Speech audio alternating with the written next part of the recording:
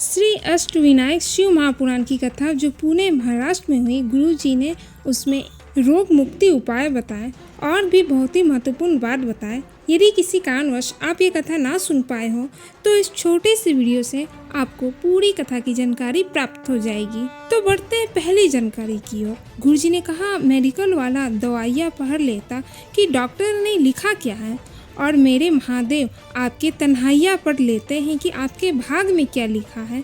लिखने वाले ने लिख दिया पर उसे पढ़ा महादेव ने। बढ़ते दूसरी जानकारी की ओर। गुरुजी ने कहा, माँ के दूध में और पाउडर के दूध में बहुत अंतर होता है। माँ के दूध पीने वाला कभी रामायण, भागवत, शिव महापुराण, गीता और सनातन धर्म पर कभी उंगली नहीं उठाता। पाउडर का दूध पीने वाला सनातन धर्म पर उंगली उठाता है। बढ़ते तीसरी जानकारी की ओर।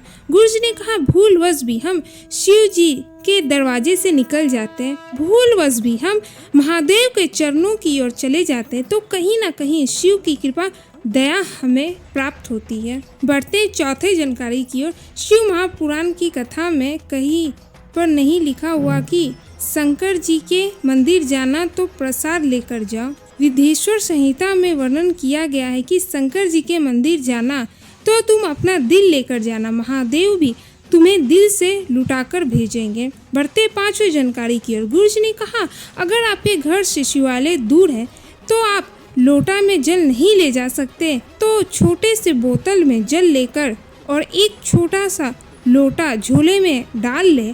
आप अपने ऑफिस जाए, दुकान में जाए, नौकरी में जाए, बीच में जो शंकर जी के मंदिर दिखे जल चढ़ाकर फिर अपने काम में जाए। बढ़ते छठे जानकारी की ओर। गुरुजी के ड्राइवर ने कहा, यहाँ में चौराहे पर भिखारी ज़्यादा है।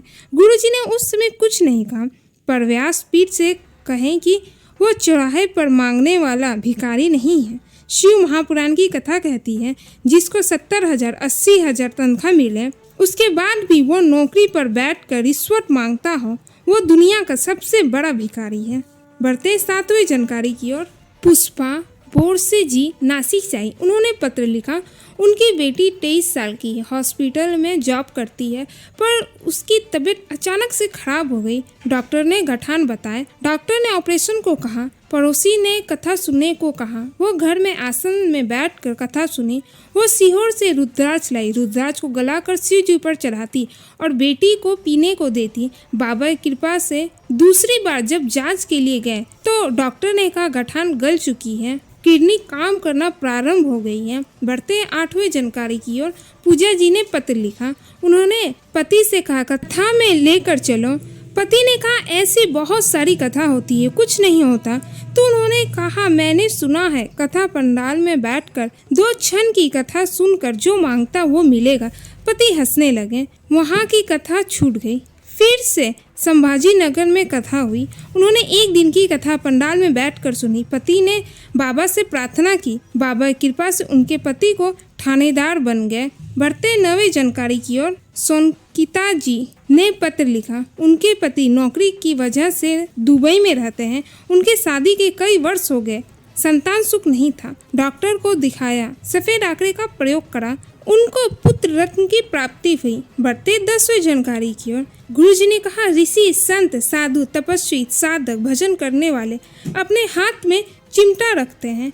गुरु गोरखनाथ जी महाराज भ्रमण कर रहे थे। उन्होंने देखा कि नारी बहुत दुखी है। घर का भोजन बनाना, बर्तन धोना, कपड़े धोना, 4 स्थान पर व्यक्ति से पाप होता है। झाड़ू लगाते समय, आग जलाते समय, तीसरा कपड़े धोते समय, बर्तन धोते समय, पोछा लगाते समय छोटे छोटे जीव मर जाते हैं। उसका पाप उसके माथे चढ़ जाता है। फिर उन्होंने उसी वक्त चिमटा रखने को कहा। नारी के रसोई घर में गैस के पास चिमटा होता है तो पाप का नाश करता है, जिससे पाप दूर भाग जाता है। गुरुजी ने कहा, ऐसा तस्वीर भी है जिसमें शिव जी समाधि में लीन है और उनके पास एक चिमटा पड़ा हुआ है। 11वीं जानकारी की ओर। गुरुजी ने उपाय बताए। गुरुजी ने कहा, कितना भी पाप हमारे मस्तक पर हो, जब हम एक बेलपत्र शिव जी पर समर्पित कर देते उसके बाद जल चढ़ाते हैं तो बेलपत्र का छुआ हुआ जल प्रतिदिन हम यदि बेलपत्र के जल को थोड़े से अपने मस्तक पर छिड़क लेते हैं तो वो कई रोगों से हमारी मुक्ति हो जाती है। रोग हमारे करीब नहीं आते। ये रोग मुक्ति के लिए बहुत ही अचूक उपाय गुरुजी ने बताए। बढ़ते हैं 12वीं जानकारी की ओर।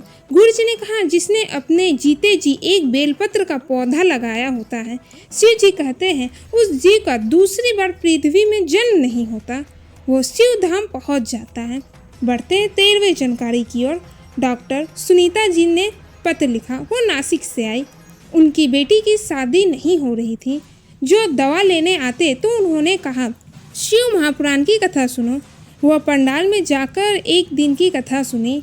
पहला पशुपति व्रत बेटी ने किया। दूसरा पशुपति व्रत के दिन संबंध आया। संबंध पक्का हो गया। 5वें दिन के व्रत में सगाई हो गई। 14वीं जानकारी की ओर। गुरुजी ने दूसरे दिन की कथा के समय के बारे में बताया कि ये कथा 1 से 4 बजे तक होगी, मात्र दूसरे दिन की कथा। फिर कथा तीसरे दिन की वैसे ही 2 से 5 बजे तक होगी।